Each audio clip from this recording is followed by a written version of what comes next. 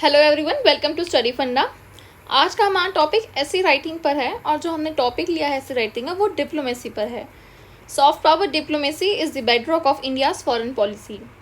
Okay, first thing, आज की video start करने से पहले जिसको भी डिप्लोमेसी के बेसिक कॉन्सेप्ट्स के बारे में नहीं पता है, आई रिक्वेस्ट यू कि आप पहले डिप्लोमेसी के बारे में पढ़ कर आइए। मुश्किल से 1 मिनट लगेगी या मैक्सिमम 2 मिनट लगेगी, पर आप डिप्लोमेसी के बारे में पढ़िए, hard power and soft power, ताकि आपको जो आपके बेसिक्स है वो क्लियर हो और इस ऐसे को समझने में कि इस ऐसे में कौन कौन से पॉइंट्स को आपको अटेम्प्ट करना चाहिए था, आपको हेल्प मिले और बेटर अंडरस्टैंडिंग आपकी डेवलप हो। तो let's start with our discussion today. Soft power diplomacy is the bedrock of India's foreign policy. हमने डिप्लोमेसी का टॉपिक हमेशा कहीं ना कहीं वर्ल्ड ऑर्डर से रिलेटेड होता है, इसलिए हमने इस बार जो इंट्रोडक्शन स्टार्ट करा है वो हमने चेंजिंग वर्ल्ड ऑर्डर से और इकोनॉमिक लिबरलाइजेशन से स्टार्ट करा है। ये कुछ की टर्म्स है जो आपको पता होने चाहिए। इकोनॉमिक लिबरलाइजेशन इंडिया में 1990s में आया था, स्टार्ट करी तो IMF के टर्म्स पे, जब इंडिया ने अपने इकोनॉमी को ओपन करा था तब आया था। तो ये चीज़ें आपको पता होनी चाहिए। तो हमने स्टार्ट करा है इंट्रोडक्शन हमारा वर्ल्ड ऑर्डर से। अ changing world order combined with the economic liberalization of the early 1990s necessitated India to look for new fronts and new sources of economic capital and investment. And thus comes the potential of soft power diplomacy. It is based on 3 main categories. ये भी आपको पता होना चाहिए कि जो diplomacy है वो किन चीज़ों के थ्रू आप परस्यू कर सकते हो। तो हमने 3 चीज़ें लिखी है, जो 3 चीज़ें इंपॉर्टेंट है जो आपको पता भी होनी चाहिए। वो है कल्चर के थ्रू, पॉलिटिकल वैल्यूज़ के थ्रू और फॉरेन पॉलिसीज़ के थ्रू। देखो, इसमें सबसे इम्पॉर्टेंट जो एक चीज़ आएगी वो ये है कि हमने थर्ड लाइन में हमारा जो मेन टॉपिक था सॉफ्ट पावर डिप्लोमेसी का, वो थर्ड लाइन में इंट्रोडक्शन से स्टार्ट करा है।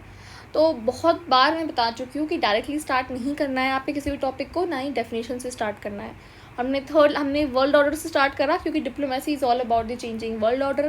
पहले कुछ कंट्रीज़ किसी के साथ अलाइन थी, अब कुछ कंट्री किसी और कंट्रीज़ के साथ अलाइन है, तो आपके जो रिलेशन है इंटरनेशनल लेवल पे वो चेंज होते रहते हैं।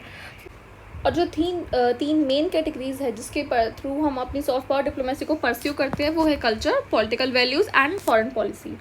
अब ये सब बताने के बाद हम डायरेक्टली अपने मेन बॉडी पे स्टार्ट करेंगे अपना ऐसे, क्योंकि हमें इस बार 80 to 70% सॉफ्ट पावर डिप्लोमेसी को देना है, तो हम मेन बॉडी उसी से स्टार्ट करेंगे। मैंने आपको बहुत बार बताया, डायरेक्टली आप मेन बॉडी में इंट्रोड्यूस करवा सकते हो अपने मेजर टॉपिक को। कोई इधर उधर से you don't have to beat around the bush, वो आपको इंट्रोडक्शन में करना है, मेन बॉडी में बिल्कुल नहीं करना है। तो मेन बॉडी में सबसे पहला पॉइंट जो हमने लिया है वो हमने लिया है इंटरनेशनल योगा डे का, प्रोजेक्टिंग योगा एंड आयुर्वेदा का। बहुत सारे एग्जाम्पल जब आप देखोगे न्यूज़ में आते हैं या वैसे तो आपको शायद नहीं पता चलेंगे, पर ज़्यादातर न्यूज़ में छोटी छोटी सी क्लिप आती है, तो वो आपके नोट्स होते हैं, रेडीमेड नोट्स। उसको आपको एज इट इज़ अपने नोट्स में कॉपी करना होता है, सिर्फ एक लाइनों में, बहुत बड़ा चढ़ा के लिखना नहीं होता है। बस आपको ये लिखना होता है इंडिया की रिक्वेस्ट पर यूनाइटेड नेशन ने एक्सेप्ट करा और इंटरनेशनल योगा डे इंडिया का सजेशन था। तो ये आपको रेडीमेड नोट्स कहीं नहीं मिलेंगे, आपको खुद बिल्डअप करना पड़ेगा, अपना कंटेंट, अपने नोट्स खुद बनाने पड़ेंगे। चलिए स्टार्ट करते हैं। Indian diplomacy is being propelled through measures such as, firstly, projecting yoga and Ayurveda as a carry forward example of Indian legacy. Recognition by United Nations of 21st June as International Yoga Day on the insistence of Indian government has been a step in the right direction. Yoga is one of the most well-known cultural assets that originated in India and now practiced around the world. तो ये हमने पहला point बता दिया है अपना। India ने किस तरीके से सॉफ्ट पावर डिप्लोमेसी को करा, उसने इंडिया ने अपनी एक इमेज बिल्डअप करी वर्ल्ड लेवल पे, एक स्पिरिचुअल इमेज जिसे आप बोलते हो। Yoga is basically consider as very spiritual thing, कि आपके हेल्थ बेनिफिट्स इतने ज़्यादा है, मेंटल बेनिफिट्स इतने ज़्यादा है। तो इंडिया ने ये जो अपना आप कभी भी पीएम मोदी का कोई भी आप कहीं स्पीच सुनोगे या कभी आप जैसे बोलते हैं ना, आप कहीं एड्रेस करते हैं वो किसी डिग्निटरीज़ को, तो आप देखोगे अगर वो कोरिया में जा रहे हैं या अगर वो कहीं जापान में जा रहे हैं, तो जो सबसे पहली चीज़ वो स्टार्ट करते हैं ना अपने एड्रेस का, अपनी स्पीच का, वो स्टार्ट करते हैं वो सिविलाइजेशन से कनेक्ट करना। वो हमेशा इंडिया का, और जिस कंट्री में वो स्पीच देने जा रहे हैं, स्पेशली कोरिया या जापान ऐसी जगहों पे या साउथ ईस्ट एशिया में, तो वहाँ पे वो अपना एक सिविलाइजेशनल कनेक्ट करते हैं। ये एक तरीका होता है people to people connect establish करने का कंट्रीज़ के बीच में।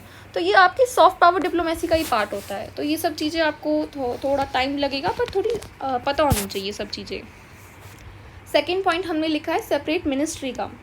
Separate ministry was established to address the concern of outside diaspora and re-establish their Indian connect so as to make them active participant in the extension of country's goodwill and influence. ये point आपको पता होगा. India प्रवासी भारतीय दिवस मनाता है.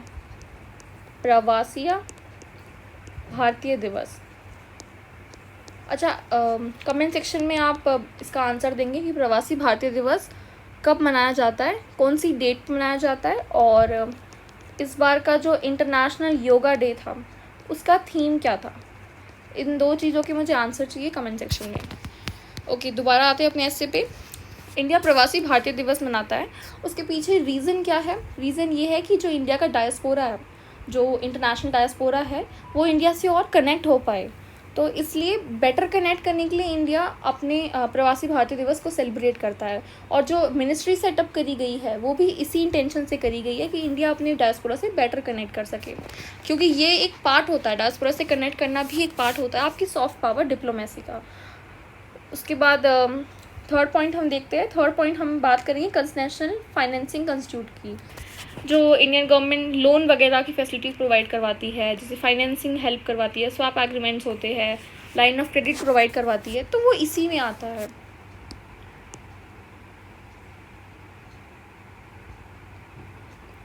Thirdly, Concessional Financing constitute close to 70% of India's development cooperation portfolio. Development assistance in the form of concession LOC is extended by Government of India. अब हमने यहाँ पे एग्जाम्पल भी दिया है. हमने एग्जाम्पल रिसेंटली श्रीलंका का दिया है, that Indian government is actually helping Sri Lanka ताकि वो इकोनॉमिक जो उसका डाउन टर्न आ रखा है उसे रिकवर कर सके. तो हमने यहाँ पे ये एग्जाम्पल दिया है.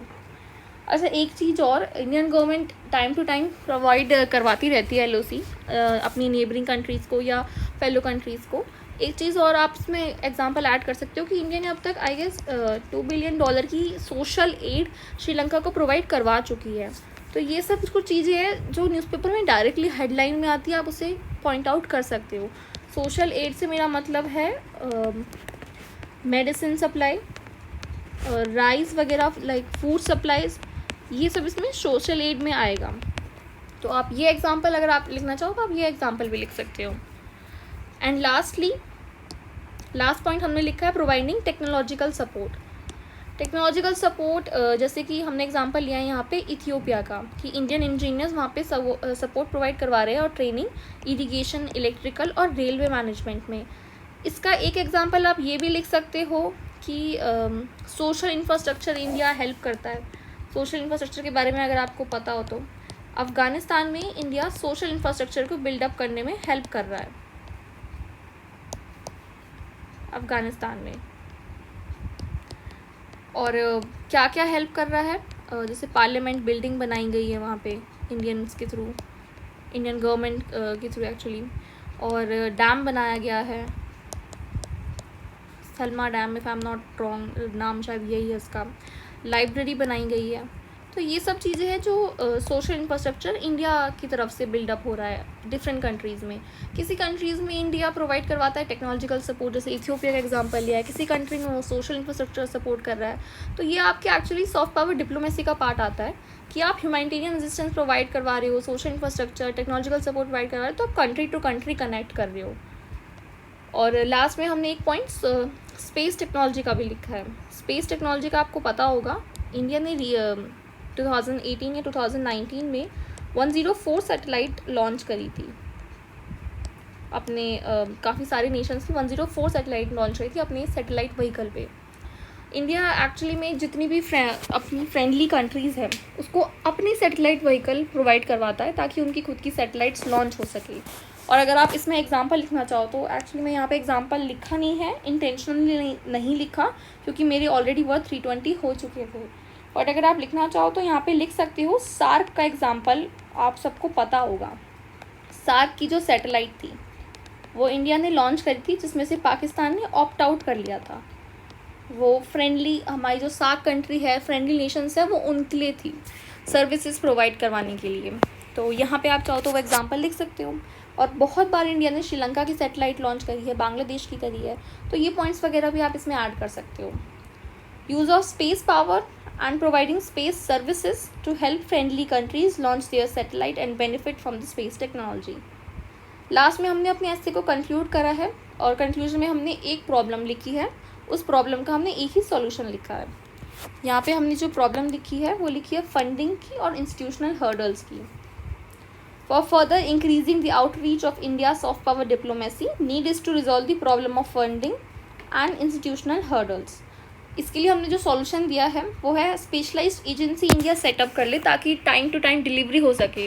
कई बार ऐसा होता है अनाउंसमेंट तो कर दी जाती है कि इतना लाइन ऑफ क्रेडिट दिया जाएगा या इतना टाइम पे इतनी चीज़ें ट्रांसफ़र करी जाएगी, पर जब हम बात करते हैं रियलिटी की, ऑन पेपर तो सब हो जाता है, पर जब रियलिटी की बात आती है तो वो कहीं ना कहीं लैग करती है वो चीज़ें, बिकॉज ऑफ फंडिंग या इंस्टीट्यूशनल हर्डल्स आ जाती है, जो भी रीजंस हो सकते हैं. तो उसको ओवरकम करना बहुत ज़रूरी है ताकि हम अपनी सॉफ्ट पावर डिप्लोमेसी की आउटरीच को इंक्रीज़ कर सके.